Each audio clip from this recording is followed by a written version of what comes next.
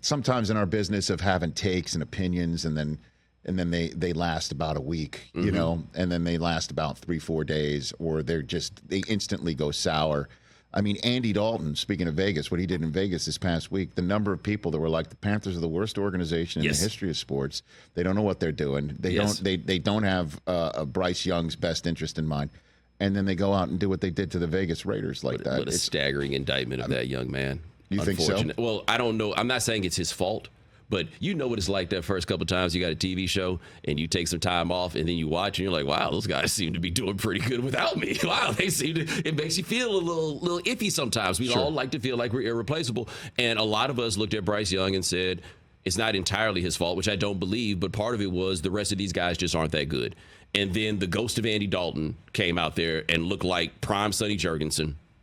Red hair. I understand that. Yeah, okay, just checking. Your other options were what? Jason Garrett? Who are your other options here? I mean, I got to be honest with you. I hadn't really come up with a number two. Sonny Jurgensen was the only guy that I had. I didn't mean to interrupt. Go on.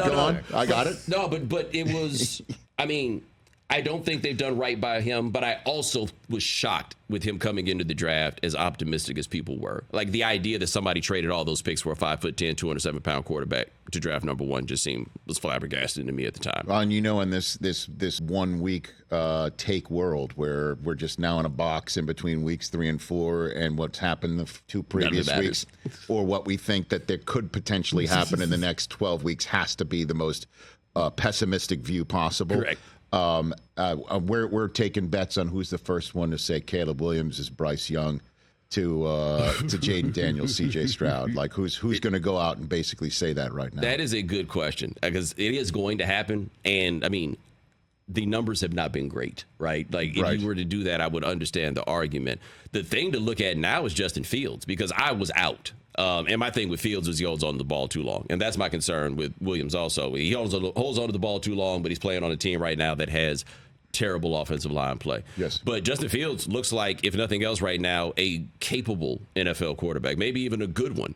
And normally you feel like you know by year 3 if that's going to be the case. Sam Darnold, I'm not prepared to fall for this yet, but he's doing. I would not think he could have done as well as he had. He's still making Sam Darnold-y mistakes, but I wouldn't have expected this. Well, it seems what we're living in right now in the quarterback world in the NFL is some teams putting their eggs in the rookie basket because the draft and their draft positioning mandates it. And then there are others who did that and are then left in the world of having to figure out, do we pay that rookie generationally enriching money because that's what the market bears, and keep betting on the come because we haven't really seen anything in the first contract yet, and that's the Trevor Lawrence and Tua and for the moment Jordan Love. Right.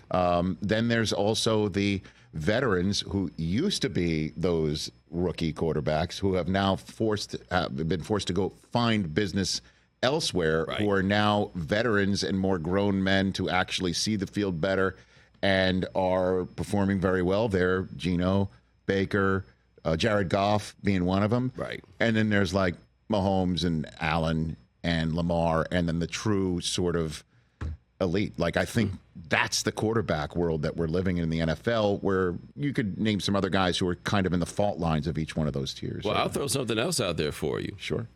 Between Matthew Stafford and Josh Allen, Lamar Jackson, that whole time period, go look at the quarterbacks that got drafted. Go see how that turned out, right? You have Cam Newton, Andrew Luck, and then it starts getting real shaky when you look at who the guys. Dak Prescott went in 2016, but that one is an incredible outlier. There's Jameis and Mariota. Right. And how did all of those work out, right? There was really a 10-year kind of dead period. And if you want to stretch it out a little more, go back to after Aaron Rodgers. You get like Matt Ryan, you get Joe Flacco. But this league, Jay Cutler were the guys, Vince Young, Matt Leinart. Yeah. Those are the quarterbacks that were coming in that stretch. We had a real dead period where the great quarterbacks were all damn near 40 years old. Or under 26. And now the 40 guys are gone, right? Stafford has now finally gotten as good as people tried to tell me he was for all of this time. But there's just that dead period of quarterbacks. And now we're back again with a stretch of young quarterbacks that aren't ready, right? Look, Sam Darnold, this is year 7. Yeah, this is year 7 for him. And it's just now coming around. But the rest of that draft, Baker Mayfield, it's just now coming around in year 7. Geno Smith I think went in that he was one of those guys in the decade that you're referring to getting drafted in the second round.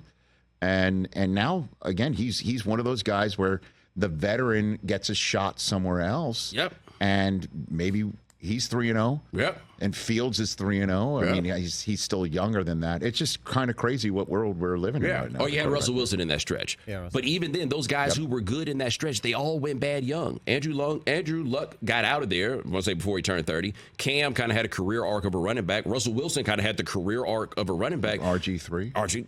Right, and so we're all out here just like, okay, everybody's got to figure out what to do with the quarterback. And I would just throw it out there. You can always run the ball.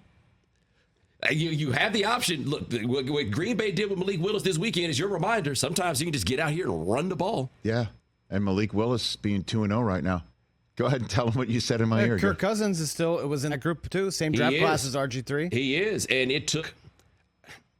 it took a while. I'm a bit of a famous Kirk Cousins skeptic. I don't know if you know this. It turned into a very big thing when I was a Kirk Cousins skeptic. But he was better than I ever thought he was. But has any quarterback ever been a starter for an NFL team for 10 years? Because this is kind of year 10, and none of those teams wanted him to be their starter.